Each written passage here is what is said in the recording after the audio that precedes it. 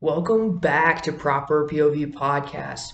My name is Chris Cernahouse, your host, and today we're going to be talking about stretching. Stretching, the reason I want to talk about this today is I just saw a post on Instagram about stretching and how it's over sexualized for women, but also like a little odd for men to be good at stretching. Probably because of the over sexualization for the women. I remember, I have a long martial arts journey.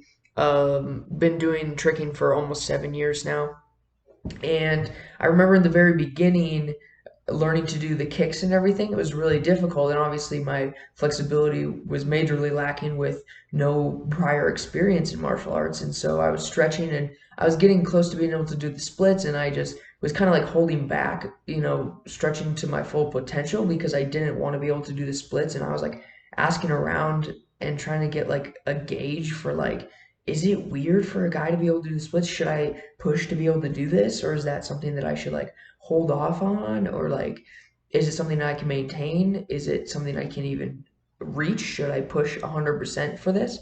And I didn't know. And um, I mean, that was 7 years ago, and people are a lot more open to the way people are now. But I grew up in a small town in Wisconsin, and so there's a lot of stereotypes when you grow up there, and a lot less progressive than it is in the real world. Yeah, I think that's the best way to say that. But yeah, so I ended up not caring.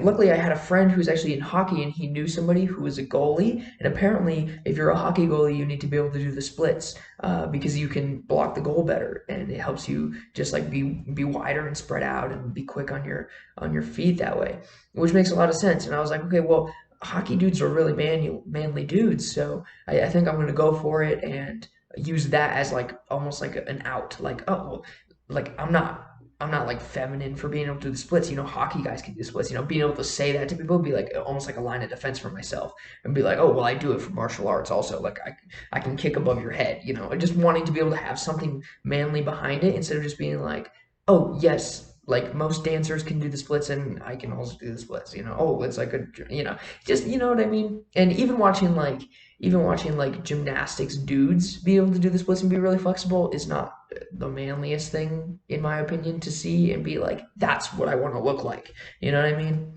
So yeah, but I am so glad that I ended up doing it. I'm glad it's being more widely accepted now. But still with some negative connotations around it for men as well as for the women. And it's like weird for people to stretch in gyms. They get odd looks, or maybe not. Maybe it's just our own selves being self-conscious about it. But I just want it to be more normal, and I want to be able to see people stretching in the gyms and make that a normal part of a workout routine because it's extremely good for you. And I just want to go over some of the benefits of what stretching can do for your body. It's so good for you. To start off, let's give you just the biggest one is it makes your muscles grow on average 60% more than they would have if you did not stretch post-workout. That's ridiculous. Okay, imagine working out every single day for a month and imagine what kind of gains you get, and you didn't stretch at all, but you can still imagine yourself getting some serious gains from that. Now multiply it by 1.6. What? 60% more than what you would have had? You would be so much bigger. It would be ridiculous. And I mean, obviously that's on average, and there's other factors that come into play too, with like how you're working out, what you're working out, and everything like that. But that's just if it's gonna help you 20%, it's still a massive amount, and it's such a little amount of work. And let's talk about why it is that works, because I don't want to just tell you guys what to do. I want to tell you why, so that you know that it's a good, so you can reason and decide for yourselves as if it's worth it. So what it does is by stretching, it increases oxygen and blood flow to the muscle when you're stretching it out by opening it up and lengthening the ligaments.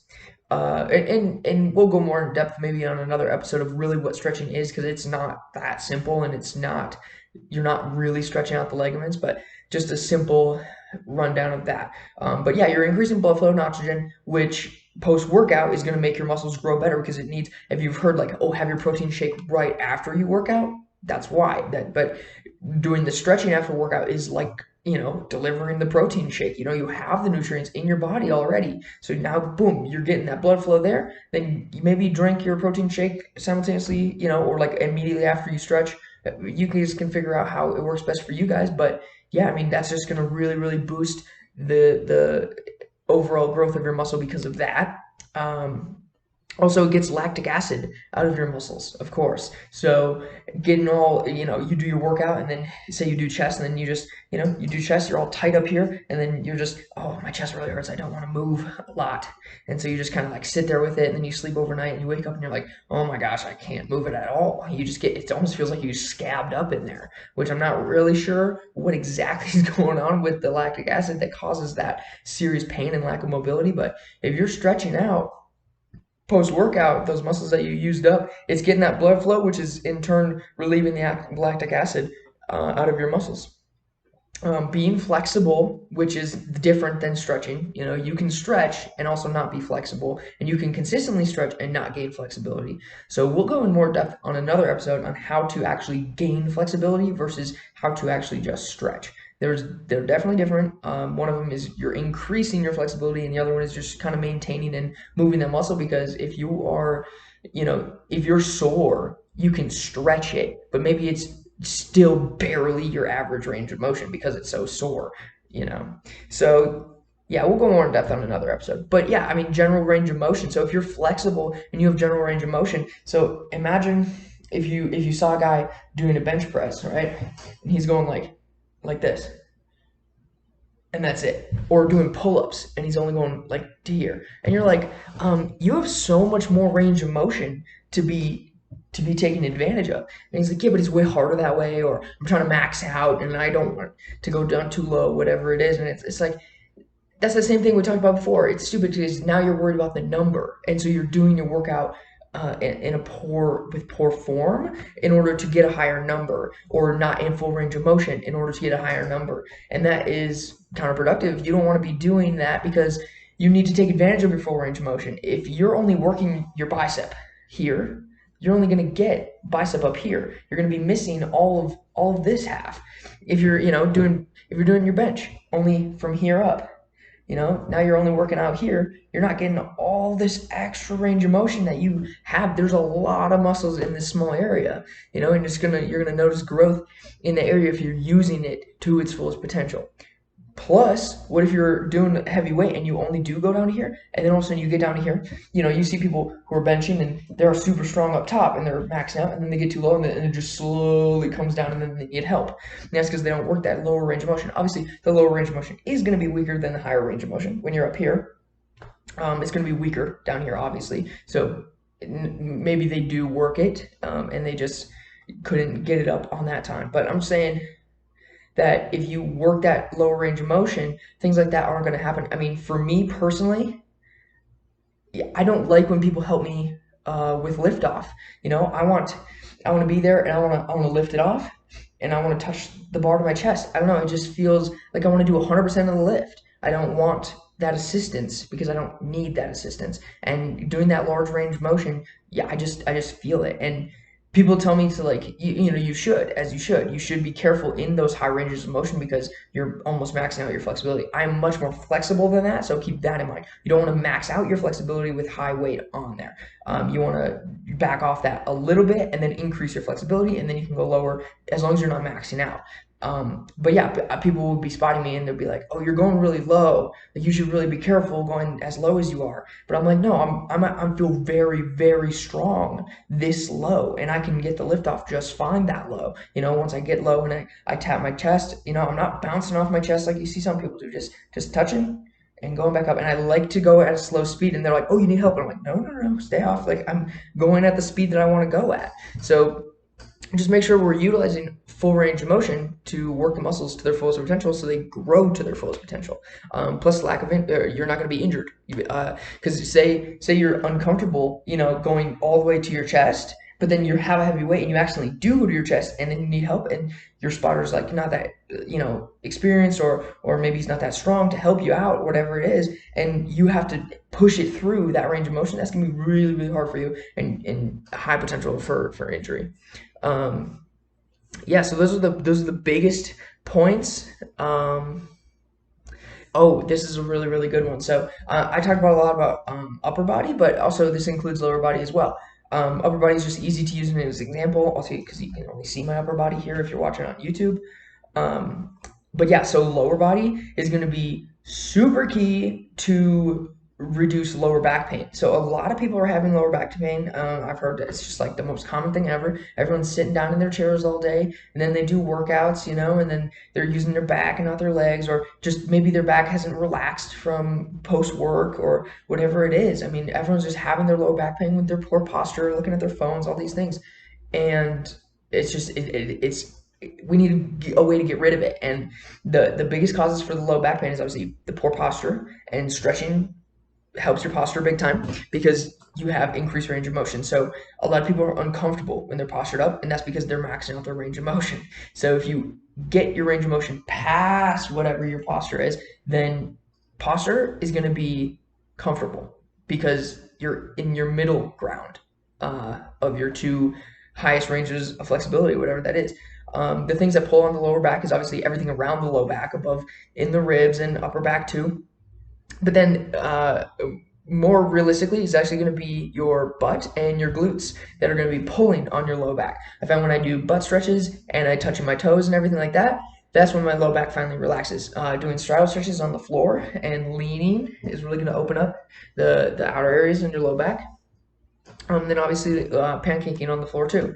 So those are huge for low back, keeping your back loose and allowing your muscles to relax post workout, post work, post day, whatever I stretch when I wake up out of bed sometimes, especially when I come back from a tricking session. I'm going to be ridiculously sore, especially my legs and my low back, because tricking is all about posturing up. You're doing flips, and then your strongest point of your body is this middle ground, this posture. When you're in posture, if you're leaning forward, you're going to have immense strain on your back. If you're leaning backwards, you're going to fall over, or you're going to have immense strain on your abs or in other areas of your legs. So having proper posture and reducing the amount of weight that is leaning one way or the other and having it all in a line, that's key to allowing you to do these flips. And so my posture muscles are extremely sore post waking up or even just immediately after a session. So that's how I know that this is so important. And I feel like I'm receiving these effects and receiving these answers to how to deal with the low back thing, and it's helping me so much. But I just hear people older than me, in their 30s and 40s and 50s, that are constantly complaining about their low back pain. They can barely lift anything because they don't know how to deal with it. And and then I even know people who I'm like, oh, you just need to stretch. Like, even something as simple as touching your toes every day. And they're like, I can't touch my toes. I've never been able to touch my toes. And I'm just like, oh, that's not good. You really there should be some really basic movements. And that's the other thing is all day long we're just standing or sitting and our legs are just in a line beneath us. And they have so much more ranges of motion. I mean, you see like a baby when it's born, it can move its legs in ridiculous ways. And you're like, what? How is that comfortable? They're sleeping with their leg up by their head. Or I've even seen videos of kids who are watching the Olympics, and they'll watch Olympians do the splits, and this 4-year-old kid who's never done the splits in his life is like, oh, that looks cool, does the splits. And the parents are like, what the? How can he do that? And it's just they haven't, they're free moving and they move their joints in all the different directions. And especially when they are still new to walking, they're doing a lot of moving on the floor and their legs are just, free to do what they want. And something else is like, being in a diaper, I'm sure is also something else where it's like, there's no restraints on your legs. And once we get, our tight pants on, it's like, we're just kind of restrained. So just it's normal to not have flexibility now, and especially as we grow up. But if you have kids, please allow them to keep their flexibility, because it's so much harder to gain it back, because that's the other thing is like you've always had it, you just lost it over time. So I know you can get it back because that is what your body's built to do. So allow it to do what it's supposed to do. And yeah, it's hard work. It's very hard work, but like everything else, it's just consistency. For me, going from not being able to touch my toes and barely being able to do a straddle, it took me about 2 months, 1 to 2 months. Well, 2 months for real, but like 1 month to be like, oh, I can do the splits. But it was like I have to majorly warm up. 2 months in to 6 months, now I can do the splits anytime, anywhere. So yeah, I mean, you just stay consistent with it. And now I don't, it's bad. I don't stretch every single day and I don't stretch after every single workout because obviously there's other things going on and I get busy and, time crunch. So you have to choose what is more important for you. If I had the choice of it, I would stretch every single day. I just, with lots of stuff going on, you can't make that happen all the time, but I'm still able to retain my flexibility after gaining it. And even as low as like if I go a whole week without stretching, I can still go into that next week and still do the splits just fine. Maybe some minor tightness, but after like holding the splits for 30 seconds, then I'll relax back into it and I won't lose it. But then again, I've been doing this for 7 years now. That first month was that long ago. So it's just consistency, keeping it, and then also a lot of it is this like well, we'll dive into this in another episode. I was going to talk about we'll go into another episode about the nervous system and what stretching actually is, and the fact that everyone can do the splits right now, even without their stretching, but neurologically your body doesn't allow you. That's going to be a really interesting topic. We'll talk about that another time. Thank you for sticking around and comment anything you want to hear in future episodes. See you next time.